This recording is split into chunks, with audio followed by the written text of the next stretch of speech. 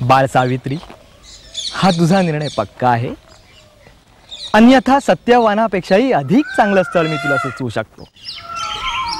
मुनिवर, भारतीय स्त्री ही आयुष्यात एकदाच एकाच पुरुषाला मनानं पती म्हणून वरते. तसं मी सत्यवानाला वरलंय. सावित्री, सत्यवान अत्यंत गुणी आहे, तुझ्यासाठी योग्य आहे. पण हा तुझा निर्णय तुझ्यासाठी घात करू शकतो. म्हणजे? बाळ, तू ज्या सत्यवानाला पती म्हणून निवडला आहेस तो अल्पायुष्य आहे. बरोबर आजपासून 1 वर्षांना तो मृत्यू पावेल. तू स्वतःच दुःखाच्या खाईत का प्रवेश करतेस? जन्माला येणारा प्रत्येक जीव हा मृत्यू सोबत घेऊन येत असतो. माझ्या नशिबी कदाचित 1 वर्षाचंच सौभाग्य असेल. पातिव्रत्याचं सामर्थ्य हे काळापलीकडे असतं मुनिवर.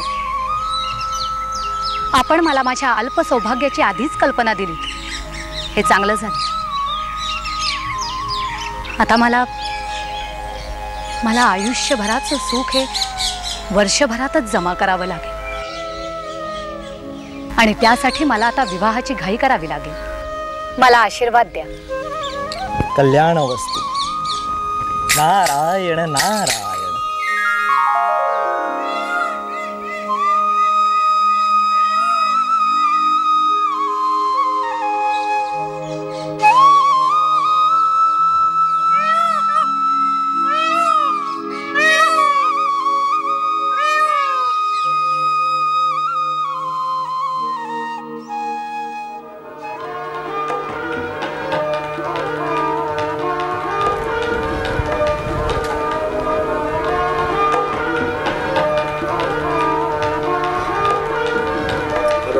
आली का मुलं?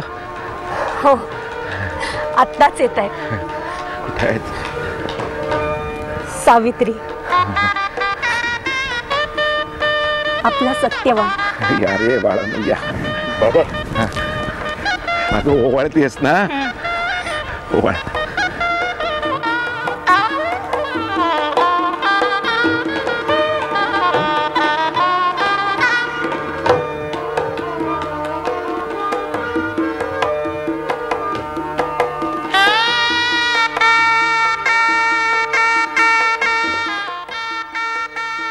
महाराज, आज या विवाहामुळे आपल्या मैत्रीचं रूपांतर नात्यामध्ये झालंय. खरंय खरंय. सावित्री सारखी सून आम्हाला मिळाली, आमच्या वृद्धत्वाची चिंताच मिटली. अगदी खरंय. सत्यवानाची काळजी घ्यायला त्याचा आता हक्काचा माणूस आलाय.